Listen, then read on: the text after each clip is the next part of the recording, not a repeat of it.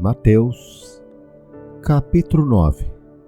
O paralítico de Cafarnaum. E entrando no barco, passou para a outra margem, e chegou à sua cidade. E eis que lhe trouxeram um paralítico deitado numa cama. E Jesus, vendo a fé deles, disse ao paralítico: Filho, tem bom ânimo, perdoados te são os teus pecados. E eis que alguns dos escribas diziam entre si: Ele blasfema.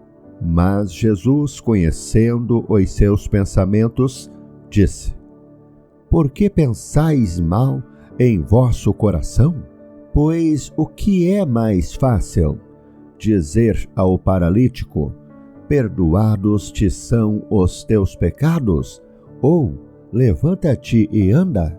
Ora, para que saibais que o Filho do Homem tem na terra autoridade para perdoar pecados, disse então ao paralítico: Levanta-te, toma a tua cama e vai para a tua casa. E levantando-se, foi para a sua casa.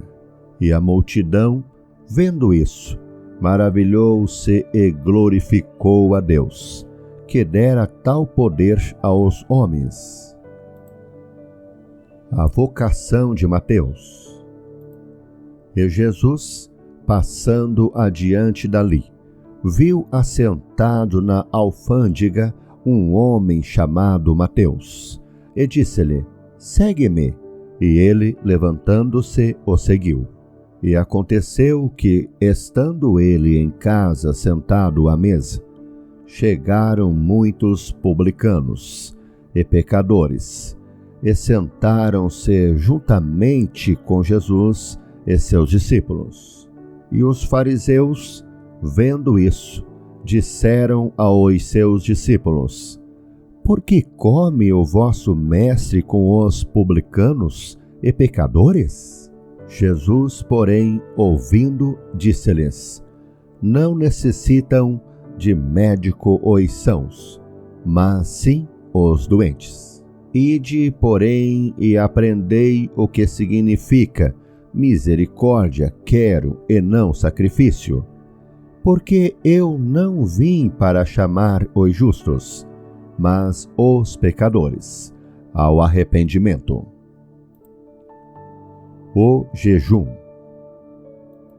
Então chegaram ao pé dele os discípulos de João, dizendo: Por que jejuamos nós e os fariseus muitas vezes, e os teus discípulos não jejuam? E disse-lhes Jesus: Podem, porventura, andar tristes os filhos das bodas, enquanto o esposo está com eles? Dias, porém, virão, em que lhes será tirado o esposo, e então jejuarão. Ninguém deita remendo de pano novo em veste velha, porque semelhante remendo rompe a veste, e faze maior a rotura. Nem se deita vinho novo em odres velhos. Aliás, rompe-se os odres, e entorna-se o vinho, e os odres estragam-se. Mas deita-se vinho novo em odres novos, e assim ambos se conservam. A cura da mulher que tinha um fluxo de sangue. Dizendo-lhes ele essas coisas, eis que chegou um chefe e o adorou, dizendo: Minha filha faleceu agora mesmo, mas vem, impõe-lhe a tua mão, e ela viverá. E Jesus, levantando-se, seguiu-o, e os seus discípulos também. E eis que uma mulher, que havia já 12 anos, padecia de um fluxo de sangue, chegando por detrás dele, tocou a orla da sua veste, porque dizia consigo: Se eu tão somente tocar a sua veste, ficarei sã. E Jesus, voltando-se e vendo-a, disse: Tem ânimo, filha, a tua fé te salvou. E imediatamente a mulher ficou sã.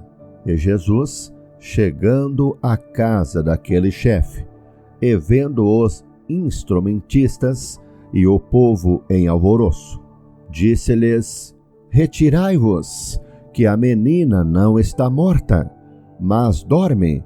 E riram-se dele. E logo que o povo foi posto fora, entrou Jesus e pegou-lhe na mão. E a menina levantou-se, e espalhou-se aquela notícia por todo aquele país. A cura de 2 cegos e 1 mudo. E partindo Jesus dali, seguiram-no 2 cegos, clamando e dizendo: Tem compaixão de nós, filho de Davi. E quando chegou à casa, os cegos se aproximaram dele, e Jesus disse-lhes: Credes vós que eu possa fazer isto? Disseram-lhe eles: Sim, Senhor.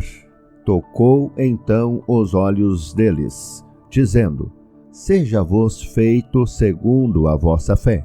E os olhos se lhes abriram. E Jesus ameaçou-os, dizendo: Olhai que ninguém o saiba. Mas, tendo ele saído, divulgaram a sua fama por toda aquela terra. E, havendo-se eles retirado, trouxeram-lhe um homem mudo e endemoniado. E expulso o demônio, falou o mudo.